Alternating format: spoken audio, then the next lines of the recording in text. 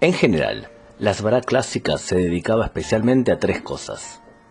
Respondía a las críticas con trasfondo judiofóbico, atacaba las raíces de la judiofobia y de los ataques contra Israel, y enfatizaba la relatividad del caso israelí respecto a otros lugares del mundo.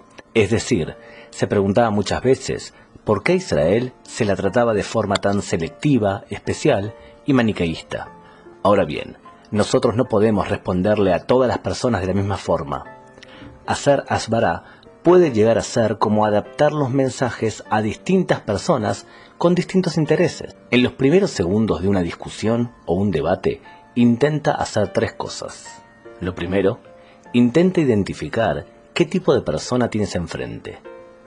Lo segundo es intentar escuchar el tono de lo que te está diciendo.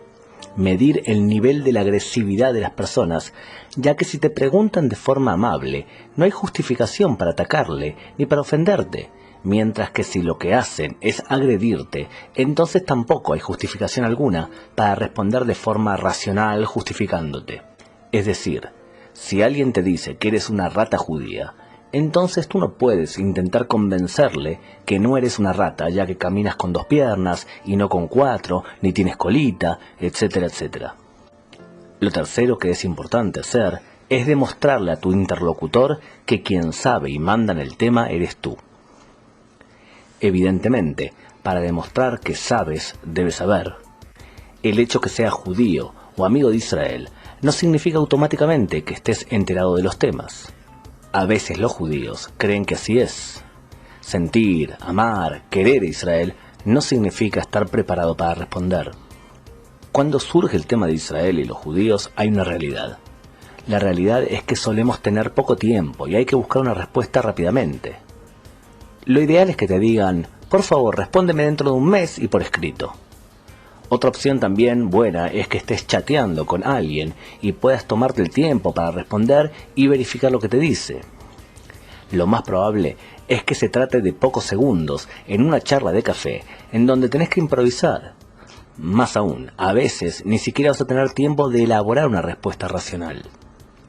Cierta vez, un estudiante en Centroamérica me gritó mientras salía de una conferencia: Jesús era palestino. Yo no tenía tiempo de explicarle que Jesús era un judío viviendo en Judea y que se trataba de un rabino probablemente fariseo.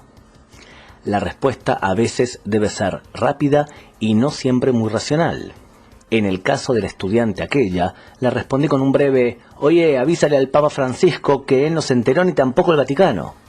A nosotros nos gustaría que las personas nos hablasen educadamente y que todo gire en torno a un intercambio sano de ideas.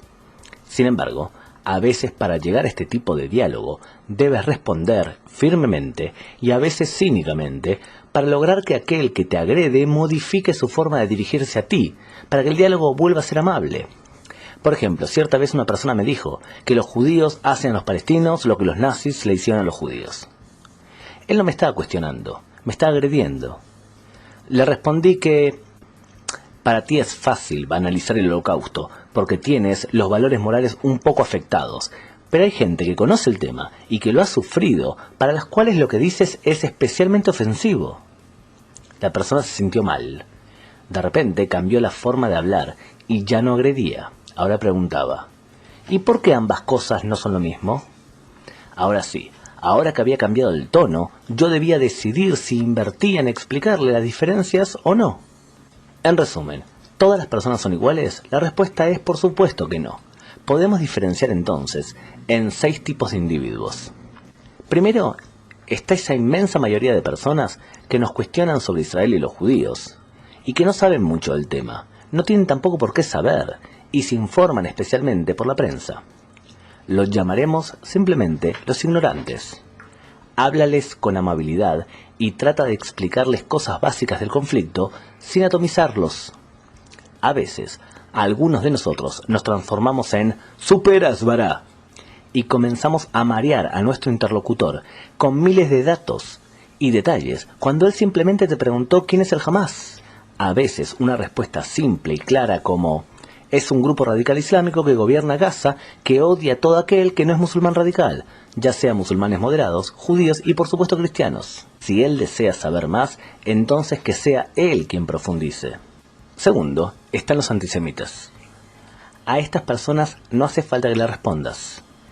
Al antisemita no lo vas a convencer, ya que como todo fanático fundamentalista, él primero llega a la conclusión que la culpa es de los judíos, y luego se inventa argumentos para justificar sus prejuicios. A una persona que habla como antisemita, pero no está seguro que realmente lo sea, se lo puede neutralizar diciéndole que está repitiendo los argumentos de los antisemitas. Quizás esa sea una buena forma que modifique su actitud y pase a justificarse en vez de agredir.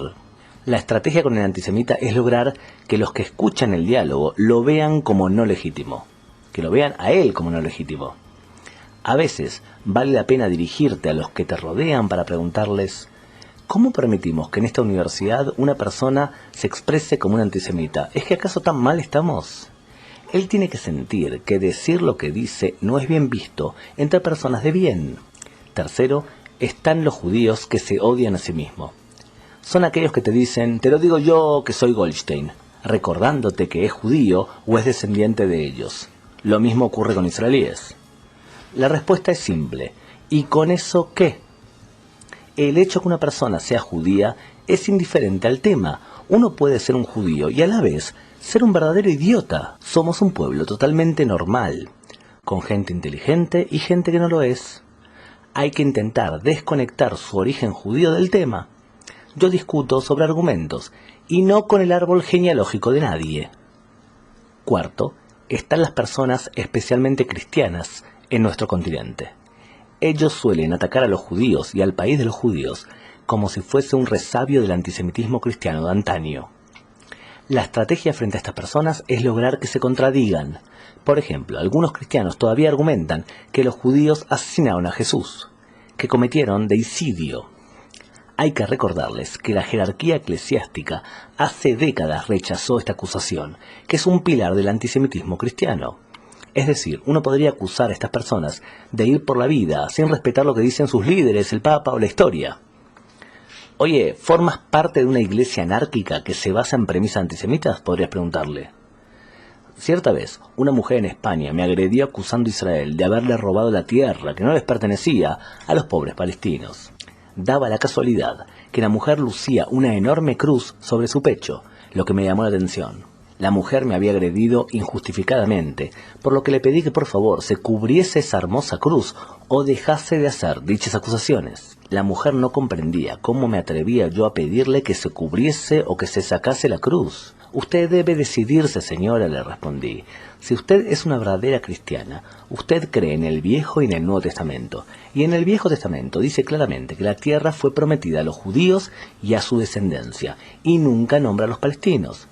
Es decir, si usted cree en la Biblia, crea, pero no hable como una atea, o bien hágalo como una atea, pero cúbrase esa cruz.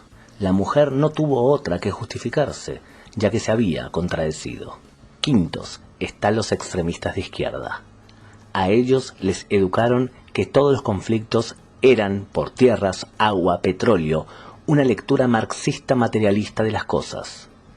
Israel, dicen, es el brazo de los imperialistas y por eso se les debe combatir. A una persona de extrema izquierda, háblale de lo más importante del Medio Oriente y lo que suele no saber absolutamente nada. Háblales del islamismo y cómo sus problemas se reflejan en guerras étnico-religiosas en el Medio Oriente. Para una persona de extrema izquierda, muy alejada del idioma que domina el Medio Oriente, háblales de religión, que para ellos suele ser japonés. Por último, están los árabes, que en nuestro continente, en su gran mayoría, son cristianos. En 1920 vivían alrededor de 80 millones de cristianos en Medio Oriente y hoy quedan menos de 11. La mayoría de ellos se escaparon al ver que no podían vivir ante la mayoría musulmana. En las décadas del 50 y 60, la escena del Medio Oriente la dominaba el panarabismo, que es la idea que todos los árabes somos hermanos, y que eso, ser árabe, era lo más importante. Hoy reina el panislamismo, y los cristianos han quedado descolocados. Algunos, como el padre Nadaf en Israel, declaran su fidelidad hacia el Estado judío por proteger a los cristianos, mientras que otros, como los palestinos en Chile, cuyos líderes se han transformado en fanáticos que defienden a los mismos musulmanes radicales que atacan a sus familiares cristianos en Palestina. Lo mismo podríamos decir del cristiano maronita Alfredo Jalife en México o de Julio Sánchez Cristo, hijo del libanés Abraham Abdallah, de Radio W de Colombia. No existe una sola respuesta para todos, ni un tono constante para todos los cuestionamientos. Mide, piensa y responde de acuerdo a tu interlocutor. Si lo haces bien, te sentirás estupendo.